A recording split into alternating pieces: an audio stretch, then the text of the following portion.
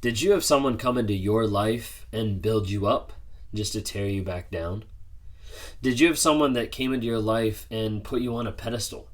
Made you feel like you were the best thing ever, made you feel like you were top of the world, the queen of the kingdom, the king of the castle? Did you have someone that came into your life and made you feel like you're the best partner ever?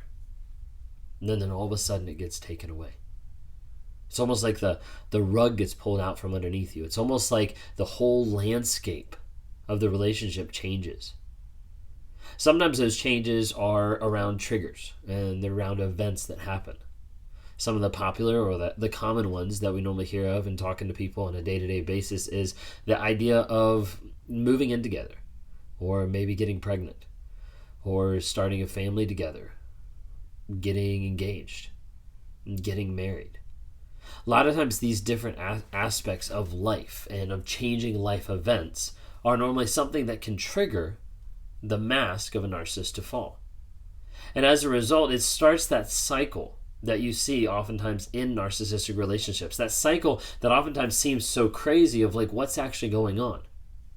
Break it down in very small, simplistic form is idealization, devaluation, and discard. Because as a narcissist, they're going through the same genre of things. They're going through the same aspect time and time and time again of building someone up to tear them back down, to throw them away, to start again with someone else. So the narcissist comes into your life and a lot of times uses what we like to term as love bombing, where they like to put more effort, more money, more praise, more overt idea and idealization into the other person to build them up. Sometimes a narcissist might think maybe it's like a little aspect of love. Maybe if I give this love. Typically, it's not the idea of that love being like, oh, I love this person so much. It's more like, maybe if I give this love, I'll get something in return. Narcissism is very transactional. Sometimes people forget that. Maybe if I give this love, it'll help me feel better about myself. Maybe if I give this love, it'll make me look better in society. Maybe if I give this love, I can be with this person, then that'll increase my status or my paycheck or whatever it might be. And that idealization phase with love bombing looks very confusing sometimes. And a lot of times people ask, like, how do you know when it's different? Like, how do you know what's real love versus love bombing? You know, it's hard. You know, granted, it's hard because love bombing is not just one thing you look for. It's not like you get with someone, you're like, wait a second, they're narcissist because of love bombing. They have none of the other traits, but just love bombing, so they must be. No, we're not doing that. Okay, love bombing has to be, brought together with a bunch of other things, with a bunch of other traits about narcissism. So don't just take one simple thing. But the thing is, like with love bombing, a lot of times it's overt. It's like over the top. It's not just someone who's like trying to give you a good time. It's like someone who's trying to make it the best time ever in the entire planet. And then all of a sudden you're like, wait a second, like we just got to know each other like 5 hours ago. Like, why are we doing this elaborate date? Or like, why are we flying across the country? Or like whatever it might be. Like sometimes it can be really crazy.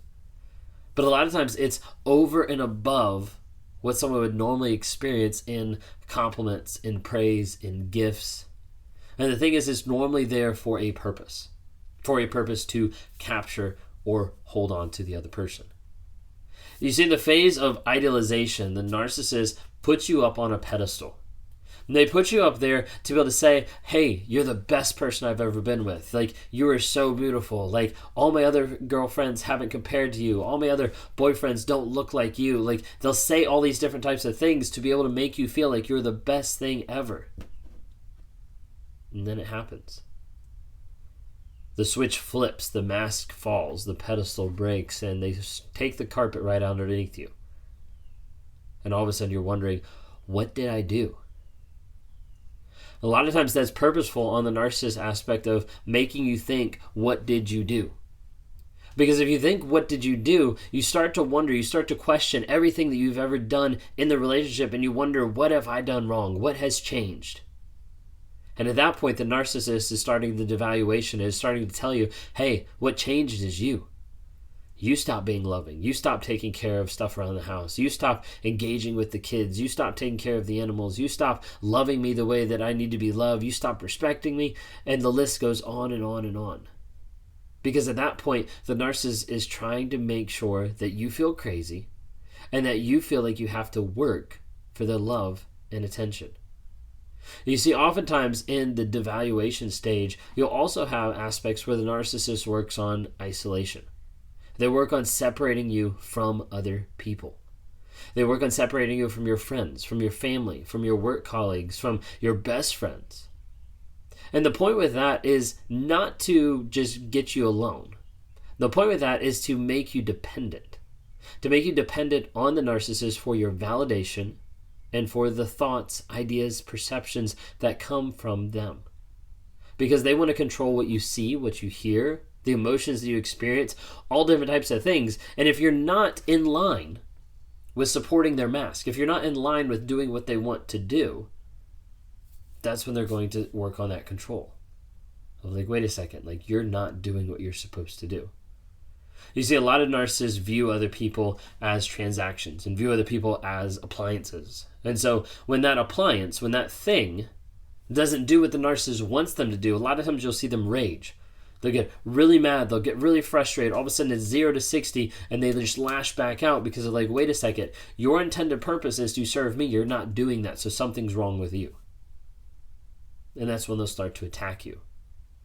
With isolation, a lot of times people think that isolation is the narcissist saying, no, you can't go be with this person. Oftentimes it doesn't look like that. Oftentimes it looks like the narcissist is saying, like, I just don't feel like going out with your family tonight. Or, like, do we really have to go spend time with your friends? Like, I thought we could just spend, like, a day in. Sometimes the narcissist will do it by just taking up all of your time, of having to text, be with, and respond to them 24/7 no matter what. It gives you little to no time for actual friends or family. Sometimes they'll plant little lies or little digs about, did you see the way that they looked at you? Did you see what they said behind your back? Did you get this text that says... And they'll say all these different things to try to be able to put a divide between you and other people. You see, if they can divide you from the people that are going to speak truth into your life, then they become the only ones that can speak truth to you. In their minds, if they can cut off all the sources, if they can cut off all the inputs and the feedback from other people, from your family, from your friends, then that means they have a closed loop circuit where they're able to just be the only ones speaking into your life. And they do that. They place you in that fog, and then they're the only ones that can direct you which way to go in the fog. You see, with a narcissist, they idealize you, they put you up on that pedestal, they bring you back down, and they devalue you. They devalue you through multiple different ways, some that we've already talked about, some that we don't even have time to talk about. But the point is to put you down. And I think sometimes people get in their mindset, they get the thought of, like, the narcissist is putting me down because I'm such a great person. Or, how could the narcissist do this because I'm such a good person? And the fallacy with a lot of that is it's bringing you into the equation. And I feel like a lot of people need to hear this, that when you bring you into the equation, you start to make it about yourself. When in a narcissistic relationship, it's never been about you. It's always been about the narcissist. Too many times people think and they wonder and they worry about themselves. Why did they do this to a good person? How could they do this to me? Like all these different things, and it has nothing to do with you. And that's the problem. That's the thing that people need to understand, is narcissism has everything to do with the narcissist. So when they're getting into the stage of devaluing, it's not that the narcissist is coming out and being like, how do I attack and ruin their life? No. A lot of times it's, how do I make my life easier? If that means I do that by running over you, then I'll do that. Because it's easier to do that than it is to be honest with who I am. The narcissist doesn't care who they hurt. The narcissist just cares that they don't get hurt. Oftentimes you'll see this in the form of the discard, where sometimes the narcissist will just discard out of the blue because they want to make sure that they're the ones that do the discard. Sometimes if you leave the narcissist, they'll try to get back in your life for the sole purpose to manipulate and to discard you. That way, they are the ones in control. They are the ones that did it and not you. So when that discard phase happens, it's really difficult to know what's going on because the narcissist is so manipulative. It might be a straight discard where they just walk out of your life and they're like, I'm done. Get out of my life. Like, never come back. It could be a reverse discard where they're trying to make your life like hell so that you leave.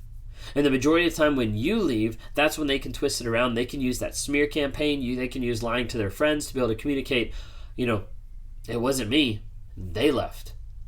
Oftentimes you'll see a narcissist who might even try or make an attempt at the very last second because they don't want to have that guilt or that shame of, hey, this person left because of me. But then they can also twist it around really quick in their minds and be like, you know what? I tried to get so-and-so to stay, but they wouldn't stay.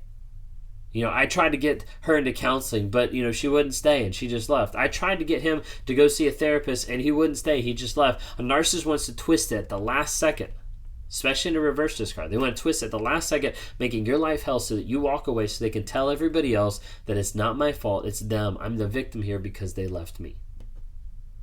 You see, the narcissist will go through these stages: idealization, building you up; discard, bringing you back; devaluation, bringing you back down; and then discard, getting rid of you. Oftentimes, with the idea of having another supply either ready to go or another supply in the wings ready to take over. A lot of narcissists don't go to the next supply. They don't discard until they have someone locked down. Sometimes narcissists stay in a circling loop where they won't leave, they won't get out of the relationship until they find someone, because narcissists do not want to be alone. They have to have someone else to compare to. They have to have someone else to kind of take that goalpost and keep it moving so that the narcissist doesn't have to be alone and deal with themselves and sit in the shit that they've created. So a lot of times you'll see the narcissist go through these different stages: idealization, devaluation, and then discard really quickly.